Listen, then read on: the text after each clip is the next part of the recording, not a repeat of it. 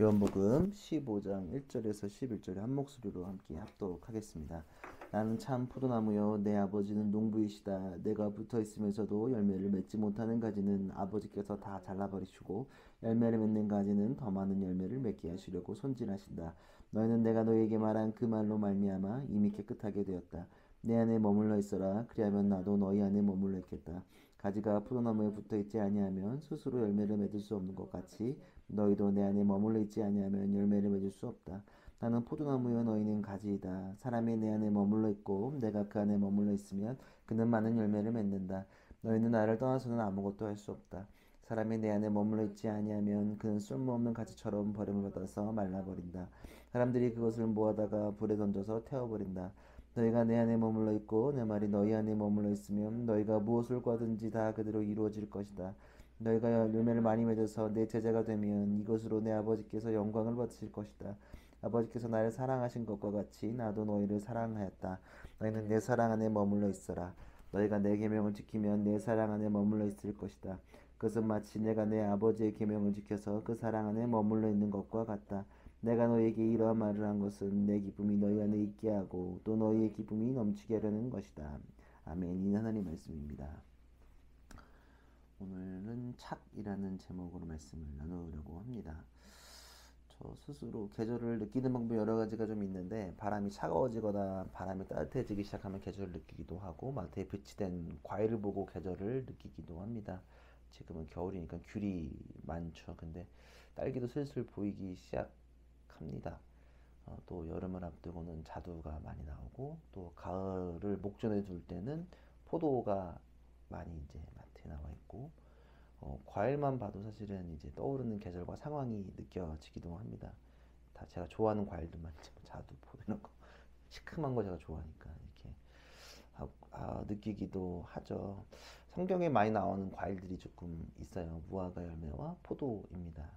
그리고 심지어 포도는 나는 예수님이 나는 무엇이다 에고에이미 나는 참 포도나무다라고 말할 정도로 상징적 역할을 감당한 과일입니다. 포도나무. 그래서 교회 이름 중에서 포도나무 들어간 이름도 많고 또 이미지 교회 이미지 중에서 뭐 목자 포도나무도 많이 이렇게 우리가 떠오르는 이미지가 많이 있습니다.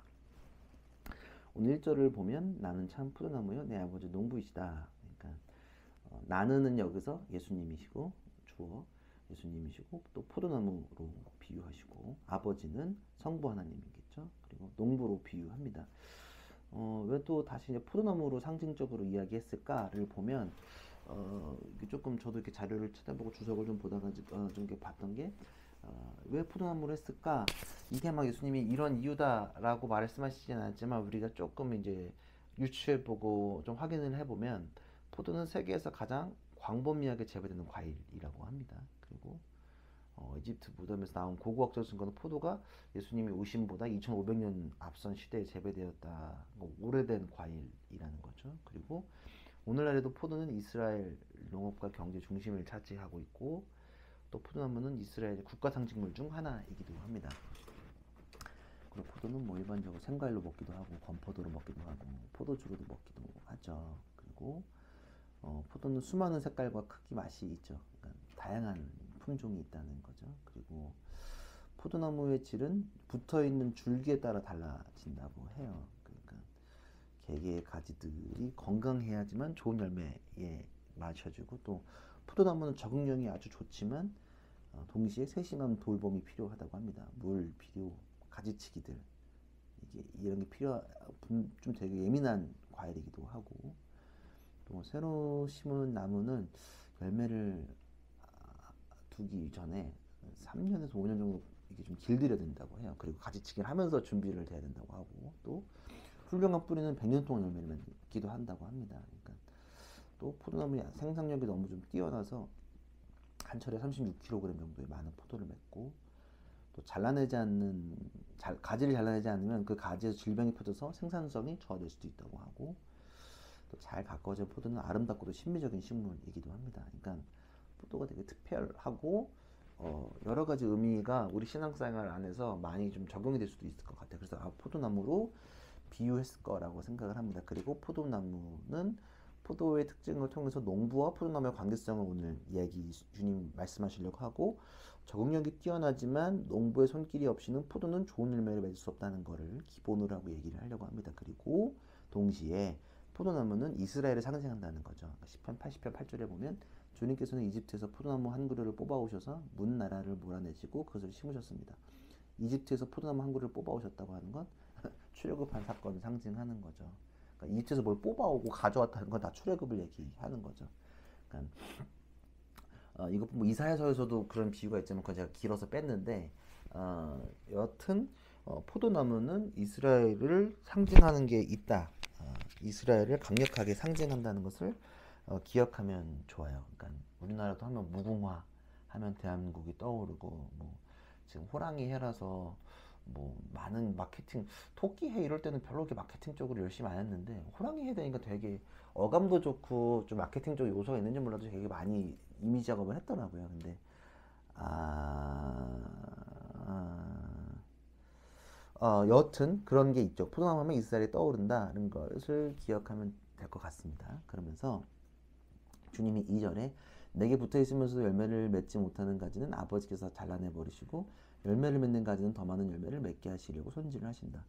그러니까 농부와 포도나무의 관계를 기억하면 2절이 정확하게 이해가 되죠. 그러니까 포도나무가 잘 성장하기 위해서는 전지 작업 아까 말씀드렸다시피 필요하지 않은 나뭇가지는 과감하게 잘라내야 원래 자라야 할 가지에서 포도 열매가 잘 맺혀지는 것입니다. 그러니까 삶과 신앙생활에 있어서 필요 없는 부분은 과감하게 잘라내는 것도 매우 우리에게 중요하다. 그것을 누가 잘하신다? 아버지께서 잘라내신다. 우리가 의도하지 않은데 끊어지는 관계들도 있고 끊어지는 상황도 있고 정리되는 것들도 많이 있죠. 주님께서 그런 것들을 우리 삶 속에서 아마 주님과 더 가까워지면 가까워질수록 그런 작업들을 주님께서 하실 것이라고 저는 확신하고, 그런 걸 아마 더 경험하시는 분들이 많이 있을 거예요. 어떤 특정한 사람, 나를 불편하게 한, 내가 성장하지 못하게 하는 사람들과 좀 멀어지는 것들도 있을 수도 있고, 아니면 상황적으로 내가 주님과 가까워질 수 없는 무언가가 있다면 잘라내져 버리는 것들이 있죠. 저도 마찬가지입니다. 저도 뭐 어렸을 때 막 한참 놀 때 그런 것들이 막 끊겨지는 경험들을 많이 하기도 했었고요. 그래서 3절 너희는 내가 너에게 말한 그 말로 말미암아 이미 깨끗하게 되었다. 그러니까 너희는 제자이죠. 깨끗, 헬라어로 정화된 가지치는 의미합니다. 깨끗하게 되었다. 그러니까 깨끗함은 영적으로 깨끗해졌음을 이야기합니다. 그러니까 예수님을 삶으로 모심으로 깨끗하게 되어짐, 말씀을 계속 여태까지 하셨잖아요. 그걸 믿으면 계속 2절과 이어서 이야기하시면서 제자들은 가지치기가 된 상태다. 너는 이제는 열매를 맺을 준비가 되었다. 암시하고 있는 거죠. 너는 열매가 맞을 그 때가 준비가 되었다라는 것을 주님이 말씀하십니다. 4절에 내 안에 머물러 있어라. 그리하면 나도 너희 안에 머물러 있겠다. 가지가 포도나무에 붙어있지 아니하면 스스로 열매를 맺을 수 없는 것과 같이 너희도 내 안에 머물러 있지 아니하면 열매를 맺을 수 없다. 저번 시간에 믿음은 맡김으로 이야기했던 것을 말씀드렸었습니다. 그러니까 맡겨야 자유로워지죠. 그러니까 맡긴다는 것은 특별한 관계로 연결되어져 있어야지만 맡길 수 있죠. 그러니까 내가 너 안에, 너가 내 안에, 계속 반복입니다. 그러니까 포도나무는 나뭇가지만 가지고 절대 뿌리를 내리고 열매를 맺을 수 없죠. 그러니까 나무에 착 달라붙어 있어야지만 열매를 맺을 수 있습니다. 그러니까 떨어지지 마라. 계속 앞에서도 너가 내 안에 내가 너 안에의 일치를 말씀하시고 거하겠다라고 말하면서도 이어서 바로 포도나무를 통해서 나는 나무 가지 안에 떨어지면 너희는 안 된다라는 것들을 한 번 더 반복을 계속 하시는 거죠. 그리고 5절 6절에 나는 포도나무 너희는 가지다. 사람이 내 안에 머물러 있고 내가 그 안에 머물러 있으면 그는 많은 열매를 맺는다. 너희는 나를 떠나서는 아무것도 할 수 없다. 사람이 내 안에 머물러 있지 아니하면 그는 쓸모없는 가지처럼 버림을 받아서 말라버린다. 사람들이 그것을 모아다가 불에 던져 태워버린다.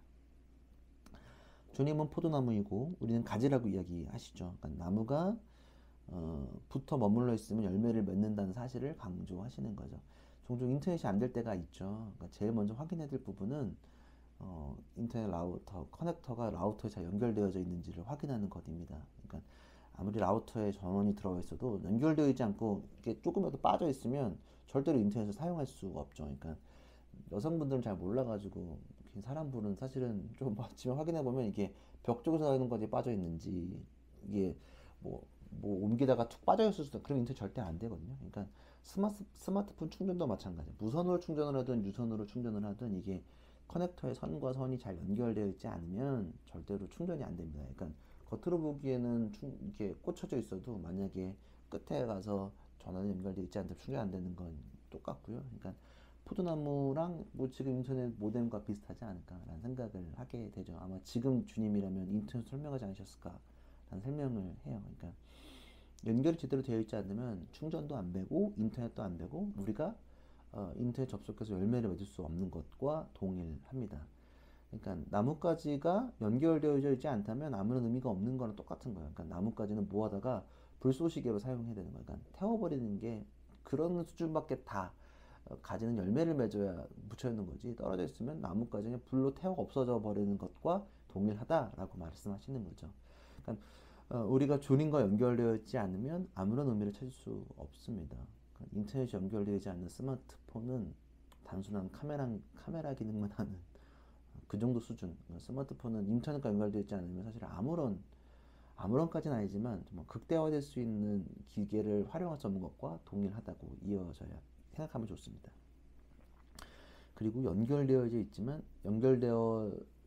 있어야지만 새로워지기 전에 나로 돌아가지 않게 되죠. 그러니까 떨어지면 다시 옛날로 돌아가게 되는 거예요. 여전히 자유가 없고 죄로 사로잡혀 있으면 인생의 의미를 찾지 못하고 방황하게 되는 거죠. 신앙에 있어서도 교회를 다니는 것과 예수님의 제자의 삶은 다른 영역입니다. 그러니까 교회를 다니고 있는 사람은 많이 있을지 몰라도 제자적 삶을 사람은 없는 시대를 우리는 살아가고 있습니다. 질병의 위험에 노출되어진 지 벌써 3년이 되어가고 있습니다. 우리는 우리의 지난 시간을 통해서 어떤 신앙인과 교회가 포도나무 대신 예수님과 연결되어져 있는지 아닌지 우리는 이제 알 수 있죠.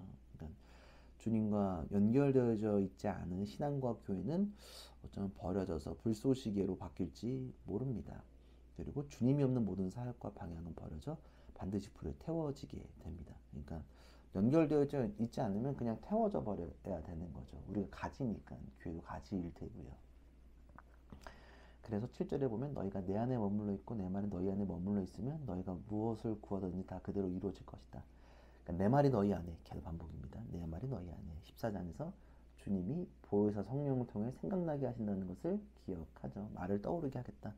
주님이 가르치셨던 그 말, 우리 삶에 적용이 된다면 그 말 안에는 예수님과 가르침, 정신, 방향, 기준들이 담기게 되는 거죠. 그것이 우리 안에 머물러 있으면 우리의 기도 내용은 우리의 생각과 소원에 갖춰져 있지 않고 보다 더 근원적인 하나님의 뜻에 맞추어지게 되는 것입니다.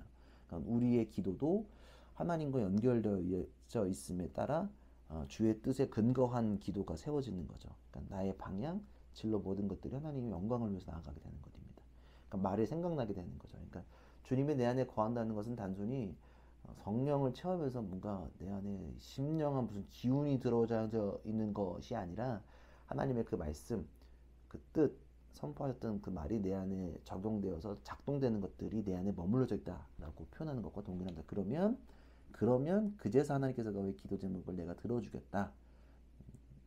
그냥 하나님이 거하셨는데 예수님의 이름으로 기도만 한다면 그거는 가지가 떨어져서 불쏘시개로 태워지는 것과 동일하다고 볼 수 있습니다. 8절에 보면 너희가 열매를 많이 맺어서 내 제자가 되면 이것으로 내 아버지께서 영광을 받으실 것이다. 가지가 나무에 잘 붙어 있으면 좋은 열매가 맺혀지는 것이 하나님의 뜻입니다. 그러니까 우리도 주께 착 붙어 있으면 좋은 열매를 삶 속에서 맺혀지게 됩니다. 그 열매가 우리의 저자됨을 증명합니다. 우리의 강박적인 거룩 혹은 우리가 의도적으로 하는 그 거룩, 노력이 아니라 포도나무에만 잘 붙어 있으면 하나님의 뜻이 내 안에 거하고 있으면 좋은 열매가 나의 삶의 영역에서 맺혀지게 된다는 것을 기억하셔야 합니다. 그래서 그 열매를 통해서 하나님께서 영광을 받으시는 거죠. 그러니까 내가 주께 잘 붙어 있어서 열매를 맺는 것, 그것이 영광을 받으신 조건입니다. 우리가 노력하거나 우리의 판단이 주역에 작동되지 않는다는 것을 자꾸 잊어서는 안 됩니다. 그것이 매우 중요합니다. 그러니까 자꾸 주님과 떨어져서 생각하는 것들이 많이 있다는 거죠. 그냥 자꾸 우리 생각, 자꾸 노력형 신앙으로 전환되는 것들이 너무 많아요. 청년들 여전히 왜 이렇게 나도 그랬나? 나는 그러진 않았던 것 같아요. 근데 자꾸 만나보면 청년들을 만나도 애들을 만나도 내가 무언가를 많이 노력하고 그, 뭐 그것도 중요한데 새벽 기도도 가고 뭐 예배에 참여하고 그런 것도 너무 중요하죠. 근데 그게 하나님과 떨어져 있지 하면 그냥 떨어져 있는 가지 좀 일시적으로 열매를 맺혀질 수 있다라고 생각할 수도 있지만 결국은 태워져 없어져 의미 없는 행동이라는 거죠. 그러니까 주님이 없이 무언가를 하는 거에 대해서 우리가 좀 돌아봐야 된다는 것을 좀 노력 봤으면 좋겠고 하나님과 붙어져 있지 않는 노력은 아무런 의미가 없다. 근데 그런 것들이 지금 우리 교회들이나 우리 삶 속에 신앙인들과 너무 많다. 예배적 삶을 산다고 청년들이 많이 결단들을 해요. 그러니까 주일날 시간 잘 지키는 건 중요하긴 한데 내가 하나님께 안 졸고 뭔가 예배 때 깨끗하게 옷 입고 그것도 너무 중요한데 그 앞서서 내가 무슨 마음으로 예배적 삶을 살고 하나님과 연결되어져 있는지가 중요합니다. 삶 속에서 하나님과 연결되어 있지 않은데 주일날만 예배 잘 드린다고 될까? 그런 오류의 소리는 좀 나와야 되지 않을까라는 생각을 하게 됩니다. 9절에서 11절 아버지께서 나를 사랑하신 것과 같이 나도 너희를 사랑하였다. 너희는 내 사랑 안에 머물러 있어라. 너희가 내 계명을 지키면 내 사랑 안에 머물러 있을 것이다. 그것은 마치 내 아버지의 계명을 지켜서 그 사랑 안에 머물러 있는 것과 같다. 내가 너희에게 이러한 말을 한 것은 내 기쁨이 너희 안에 있게 하고 또 너희의 기쁨이 넘치게 하는 것이다. 사랑하면 숨기지 못하는 것이 눈빛입니다. 네, 그리고 사랑하는 사람에게 눈이 고정되어져 있죠. 그리고 한순간도 놓치지 않으려는 의지를 볼 수 있습니다. 그리고 그 사랑하는 사람이 기뻐할 일을 찾아서 행동합니다. 그것이 비록 내가 평소에 하지 않더라도 말이죠. 그러나 점점 사랑의 대상이 기뻐할 일을 하지 않고 서로 주고받지 않으면 그 사랑은 오래가지 못합니다. 헤어지는 경우가 발생하게 되죠. 유튜브에 있는 상담 채널 무엇이든 물어보사 내 경우를 저에게 가끔씩 짤방만 왜 이렇게 뜨는지 모르겠어요. 난 잘 보도 않는데 그 뜬 거 보면 그러니까 보통 고민들이 그래. 처음과 달라진 그 이성의 태도야. 결국은 옛날엔 안 그랬는데 지금은 그렇대. 그러니까 처음에는 그 사람한테 맞춰주다가 점점 멀어지면 헤어질 수밖에 없다는 거죠. 그러니까 사랑하면 그의 기쁨에 집중하게 되고 나를 맞추기 시작하죠. 얘가 기뻐하면 나도 기뻐. 얘가 맛있는 거 먹어서 행복한 표정을 지으면 너무 이쁘잖아요. 그러니까 조카가 뭘 했어. 찬이가 제가 사랑하는 존재니까 지금 찬이가 뭘 했는데 너무 기뻐하는 표정을 해. 그러면 저도 기쁘고 너무 행복해. 또 연애를 할 때고 아니면 저희가 다 싱글이긴 하지만 연애를 할 때도 같이 무언가를 했는데 너무 행복해하고 기뻐해. 아니면 작은 것만 해도 너무 좋아해라고 하면 그 기쁨에 나를 계속 주목하게 되고 나를 맞추게 된다는 거죠. 그러니까 우리가 주님을 사랑하면 그의 기쁨, 주님의 사랑에 그 기쁨에 우리가 주목하게 되고 나를 맞추기 시작합니다. 그게 전지 작업이 되는 거겠죠. 그리고 주님을 사랑하면 그의 손과 발이 되어서 우리의 행동을 정리하죠. 그리고 기쁨의 행동만 하려고 노력합니다. 아버지가 나를 사랑한 것처럼 너희를 사랑한다. 그리고 내 안에 거하여 있어라. 우리를 삼위일체 하나님의 사랑의 온유에 초대합니다. 그리고 그 사랑을 누리길 원하시는 것입니다. 그 사랑의 초대에 반응하는 것이 그 사랑의 계명을 지키는 것입니다. 너희가 내 안에 있으면 그리고 연결되어져 있으면 주님은 우리와 지속적으로 사랑에 머무를 수 있다고 합니다.